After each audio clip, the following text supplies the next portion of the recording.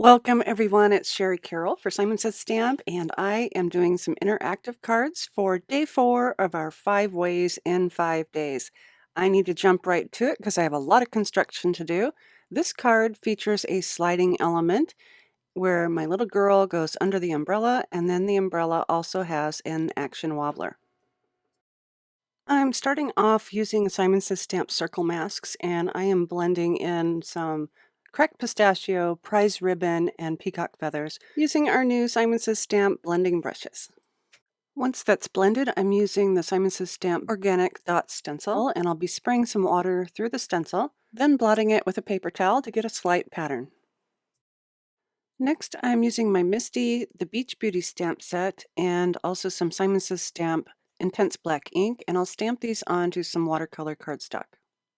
And to color these in, I'm using my Magella watercolors, and I'm just adding some nice bright colors to all the images.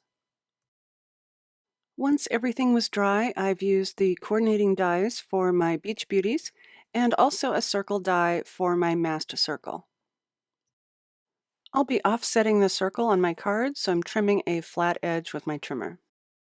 I'm using the Simon Says Stamp Slide and Glide dies for my railed so that my girl can slide up and down on the disc. For this element, I'm using 2 pennies, and this will be a penny slider. And to do the 2 pennies together, I'm using a small piece of acetate to hold these pennies together so that it slides in one piece. And the reason I'm using 2 of the pennies is so that she doesn't spin around. I want her to just go up and down onto the rail. So to attach the acetate to the pennies, I'm using Simon Says Stamp Dot Runner. It's a really nice strong adhesive. And once I have that in place, I can put my pennies on top. This also acts as a nice slider under the cardstock.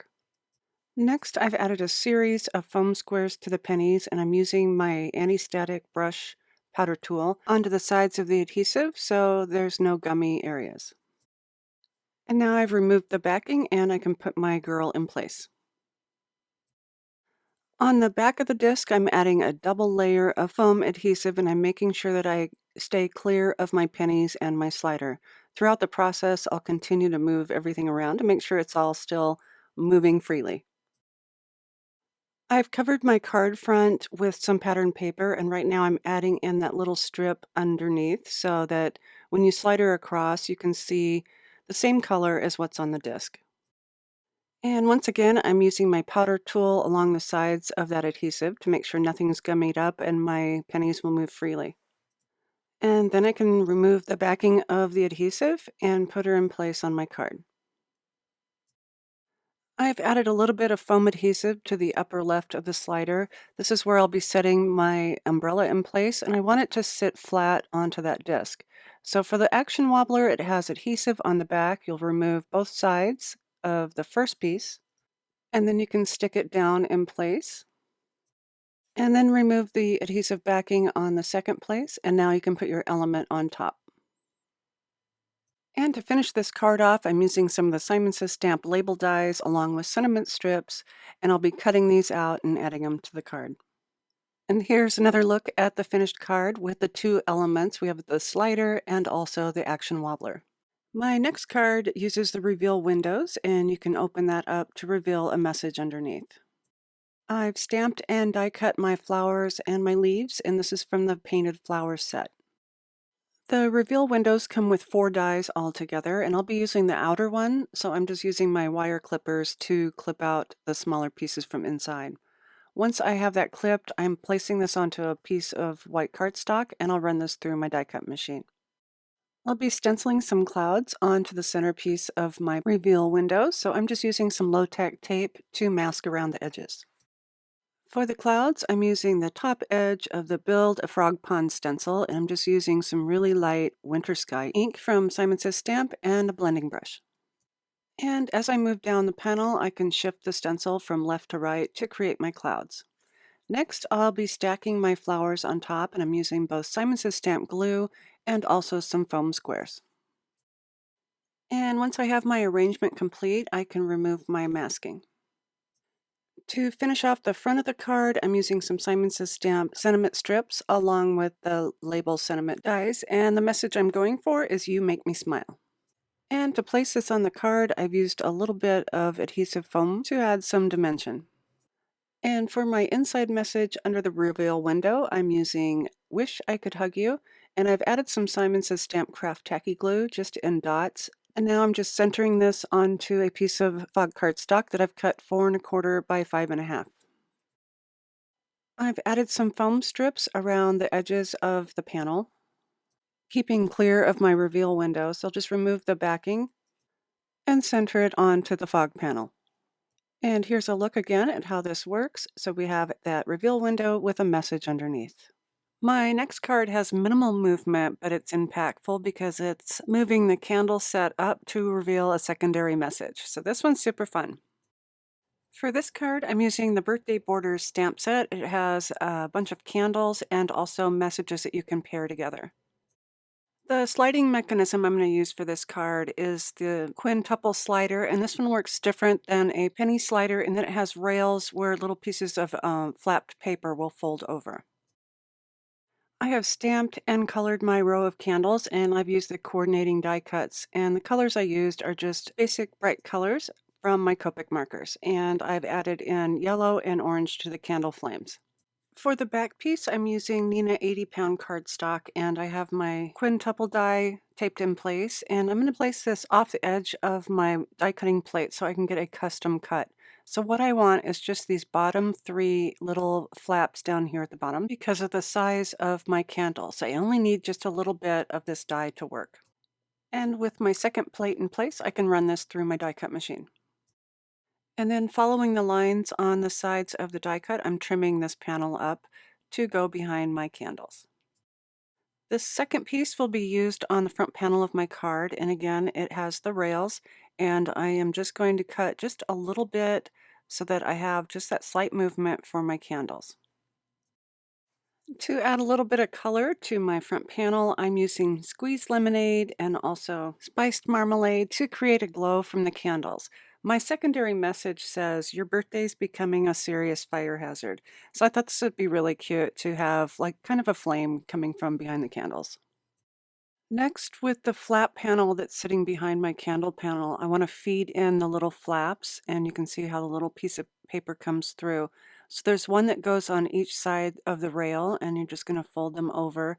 And I'm going to use a small foam square, and I'm going to put that right on top, and it'll fit just perfectly on those flaps. So I've continued until I have all 3 of my flaps in place, and I want to make sure that I have my movement. The more you move it, the looser it gets, and you can also use a powder tool to add to the rails so that it slides a little easier. And now that I know where everything will sit on my front panel, I can stamp my messages.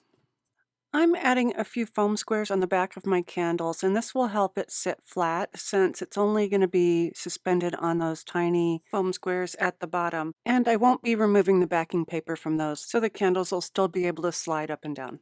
So with my slider flap sitting all the way down, now I can stick my candles onto my panel. I'm creating my own card base for this, and I've cut my paper 5½ by 8½, and I'm scoring at 4¼ Once I have that scored, I can use my bone folder and crease it. Next, I'm ready to trim down my front panel, and I'm trimming away to where I have a 1/4" border around all the sides onto that card base. To reinforce that back slider piece, I'm using my Simon Says Stamp dot runner on a piece of black cardstock that I've cut to the same width as that slider element. This will give it a little bit more strength when you pull it up and down. And now I can feed this into my trimmer and trim off the excess. And finally, I'm using some foam adhesive, and I've applied this to the sides and the bottom. I don't want to put any at the top. And once I have the release paper pulled, I can add it to my note card. And to finish this card off, I have die cut the little circle with the arrow from yellow paper, and I've just glued it in place so I have a place to grab to pull the card up, and it also tells the recipient to do the same. My final card for this class is a spinner element, and I really wanted to use the sun and moon mandala. And so I've created an extra large card where I have the sun and moon on the inside, and the moon can spin around. I'm using my sun stamp and my Misty, and I have some beautiful papers. These are from Lavinia Stamps, and they're called Scenescapes, and they're like an alcohol background, but it's a really nice smooth paper. I'll quickly ink up my sun stamp, and I'm using Simon Says Stamp Intense Black ink since it's a really great permanent ink, and it'll work on this glossy type paper. I like to give it a little pressure with the sleeve of my shirt to give me a good impression. And I'll stamp 2 of the moons on a blue sheet, and these will be going back to back. I'm using the Simon Says Stamp circle frame dies, and this fits just perfectly into the center of my sun. It cuts out a little bit of the dotted line, but that's perfect because I do need the extra space to make sure my moon can spin around. I have fussy cut around the outside of my sun, and right now I'm cutting the cardstock for it to fit in. And I see that 5.5 inches is just about perfect. So I'm going to trim my black cardstock at 5.5 by 8.5 inches. And you'll want to use the other portion of the cardstock for the outside of the card. Next, I'm scoring both of the note cards at 5.5 inches to fold them in half. Next, I need to figure out where I want to score the inside of the paper, and this will create the pop-out element of the card. So I figured out 3 inches from that center. And with my card opened up, I'll move 3 inches over, and that is at 2.5. And now I can turn my paper over and do the same thing on the other side. So I have 3 folds in my card. I'll press these down and use my bone folder and get some good creases so that everything will sit flat. And next, with my sun just sitting in the center, I'll be using the same die, and I'll place this to where it snugs up against that sun. I'll tape it down and run it through my die cut machine. And now I have a center circle that I know my sun will fit around. Since the sun will have to have a fold in it, I'm going to use my scoreboard and my bone folder, and I'm scoring right in the center, and I'm using the pattern of the sun to find where it needs to fold.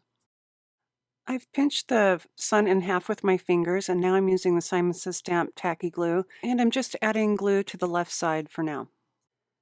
And now I can flip this over and align it to the left side, and I'm making sure that my fold marks of the cardstock and the sun match up.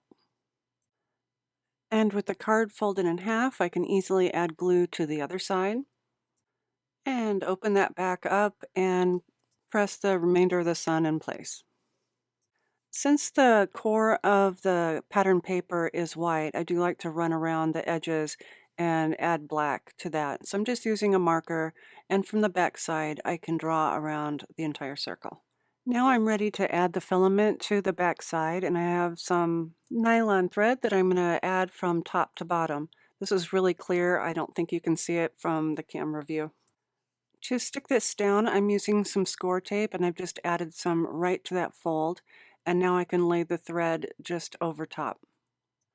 Once I have that in place, I'll add another piece of the score tape and remove that backing, and I'll fold that thread back over itself. So I'll do this about 3 times. I just really want to make sure that it is really secure in place and it can hold the weight of the moons and the spinning action. Once I have my string secure, I'm adding a piece of Scotch tape so that I don't have any sticky areas that would get stuck on themselves. And I'll do the same thing to the bottom area, making sure that I have it pulled nice and tight. And now I'm ready to add my moons, but before I do that, I'm going to use my black marker once again and edge all the white core paper. Next, I'm placing my first moon just under that string, and I want to make sure that my perimeter around the side of the moon is all the same, so from top to bottom and side to side. So once I have that in place, I can add a thin piece of score tape to hold that right in place on the top and bottom. And now that I have my moon in place, I can use some Simon Says Stamp Craft Tacky Glue, and I'm going to get right up to the edges of the moon since I'll be putting these 2 pieces together. I love how this design was symmetrical to where I could do this. I could put these right back together, and it looks like one piece when I'm done. I'm not sure if I mentioned it before, but I did hand cut these, and I cut right up to the line of the design. And once the glue has had a chance to set a little bit, we can give this a test run to make sure that it spins as it should. The next thing we'll want to do is to add some dot runner on these edges. And this is all folded up. This is the centerpiece, or the piece that goes on the inside of the card. So I'm just adding adhesive to the flaps. To get a nice spread on the design on the inside, I'm going to have to extend this out a little bit. So it's about 3/4 of an inch in from each of those edges. So when it folds over, I do have these hanging off pieces. So I'm going to add a little bit of filler to the sides of my card. I've cut a 3-inch wide cardstock by 5.5 inches, and I'm scoring it at 1.5. And I'll just add this to each of the sides using my dot runner and sandwiching the actual card in between the folds of my new flap. So now when I close my card, my moon will be all encapsulated inside the card. For the front of my card, I'm using that same blue paper that my moons are made out of, and I'm using the Simon Says Stamp Sunrays stencil with Simon Says Stamp Wisteria ink and a blending brush, and I rotated the stencil around until I have a circle in the center. I'm using the same piece of paper that I had cut out from the center of my sun, and I've used a smaller circle die to get a clean edge. And next, I'll use my tape runner and go around the outer edges of my panel, make sure that I have this sitting flat, and I can press this down in place where I have an even border around. I've added some foam tape to the back of my circle, and I can place this right center in the middle of my sun rays. For my message and some extra sparkle, I'm using the Simon Says Stamp silver holographic paper, and I'm using the magical stars and also You're the Best dies, also from Simon Says Stamp. And You're the Best comes in 2 pieces. I'm just going to work those apart. And I'm going to do the shadow part first with the silver paper, and I'll cut Your from a different paper. The shadow portion of You're the Best is going to sit partially onto that circle and also onto the background. So I'm cutting some small pieces of foam tape just for the right side to where it's going to sit flush against the card. And now I can add some glue to the left portion, remove the paper backing from my adhesive, and place it onto my card. And I don't want to forget the little centers of the bee, so I've added just a little dot of glue behind, and I'm using my jewel picker to put that right in place. I'm die cutting Your from some purple mirrored cardstock, and I'll use my Simon Says Stamp Craft Tacky Glue just in little dots, and I can pick this up and set it right on top. It'll fit perfectly right onto the shadow die. And I'm going to add some magic circles to the inside of the card. I'm going to make sure I get them underneath that shadow area behind the moon. And I'm using Simon Says Stamp Craft Tacky Glue and my jewel picker to glue those in place. I want to thank you for sticking with me with all my interaction and movable parts. I hope I've given you some tips and tricks on how to make some interesting cards of your own.